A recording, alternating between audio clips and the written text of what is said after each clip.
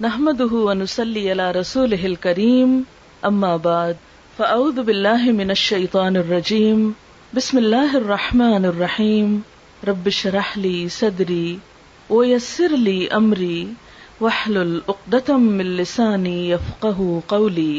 آواز کا مسئلہ کہ عورت کی آواز بھی چھپانے کی چیز ہے یا نہیں، اس کے بارے میں بھی اختلاف ہے۔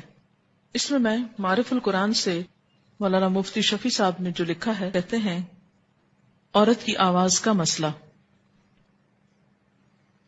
کیا عورت کی آواز فی نفس ہی سطر میں داخل ہے، یعنی اس کو بھی چھپانا چاہیے، اور غیر محرم کو آواز سنانا جائز ہے، یعنی عورت کا کسی مرد سے بات کرنا یا عورت کی آواز سننا، یہ آپ نے عام طور پر یہ بحث سنی ہوگی۔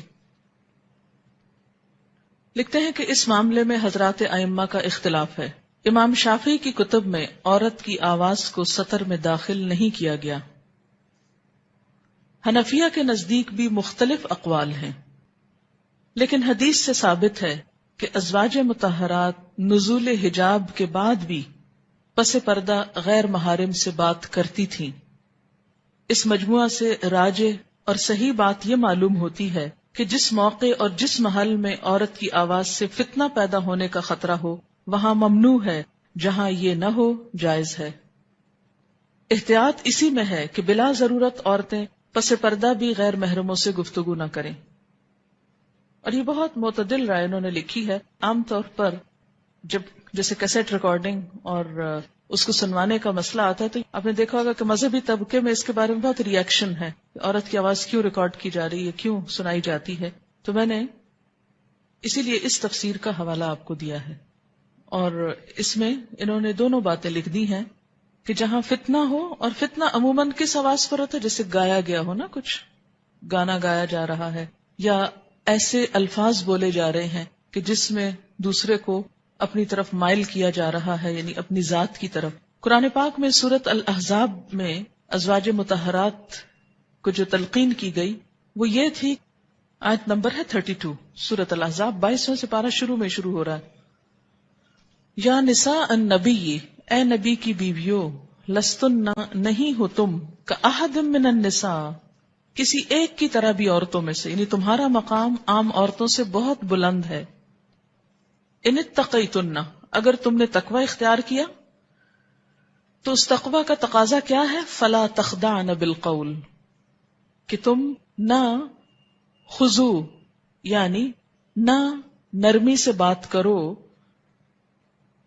فیطمع الذی، یعنی جب کسی مرد سے تمہاری بات ہو رہی ہو تو ایسی دبی آواز میں بات نہ کرو کہ جس سے یہ نتیجہ نکلے، کیا؟ فیطمع الذی فی قلبہ مرض، کہ طمع رکھ بیٹھے وہ شخص جس کے دل میں کوئی بیماری ہے، یعنی جو نیت کا خراب شخص ہے یا دل کا خراب شخص ہے، وہ تم سے بات کر کے تم سے کوئی غلط توقع رکھ بیٹھے۔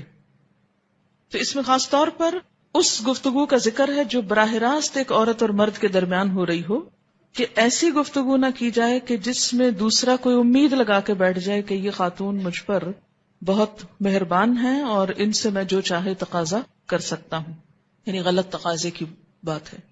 ایک تو عام روزمرہ زندگی کی ضروریات ہے وہ نہیں، یعنی اس غلط بات کی طرف اشارہ جا رہا ہے۔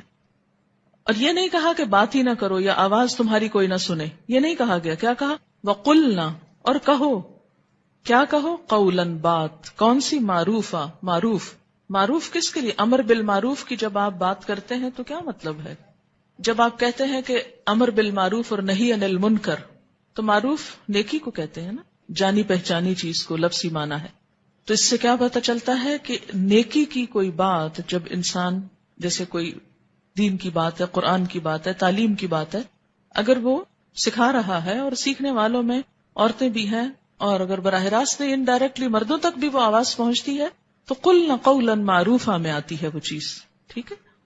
اور اس میں یہ نہیں کہا گیا کہ چیخ چلا کے بات کرو یا کھردرے لہجے میں بات کرو، یہ نہیں بات کہی جا رہی۔ بات یہ ہے کہ وہ بات نہ کرو جس سے دوسرا غلط مطلب نکال لے، غلط مطلب لے کر غلط توقع رکھ بیٹھے۔